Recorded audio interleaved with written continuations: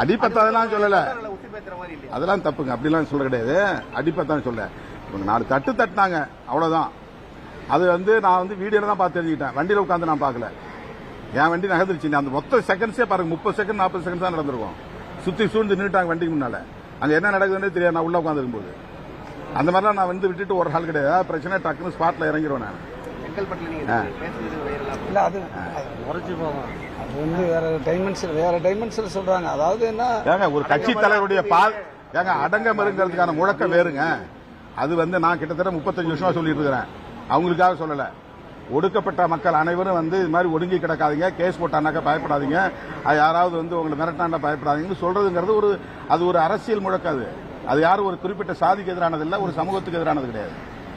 அது உலகம் முழுக்க பொருந்தும், எந்த சமூகத்துக்காக இருந்தாலும் அது பொருந்தும்.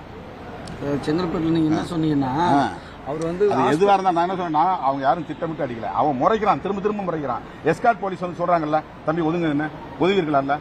அதுக்கு அடுத்து இருக்கிற தம்பிங்கெல்லாம் ஒதுங்க சொல்றாங்கல்ல, ஒதுங்கலாம். அப்ப என்ன நோக்கம்?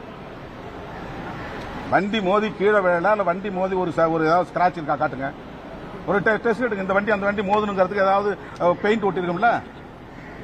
எந்த இன்வெஸ்டிகேஷன் நடக்காத போது வண்டி மோதிதுன்னு ஏன் சொல்லணும்? அப்ப ஒரு சமூக பதற்றத்தை உருவாக்குறதுக்கு முயற்சிக்கிறாங்கல்ல.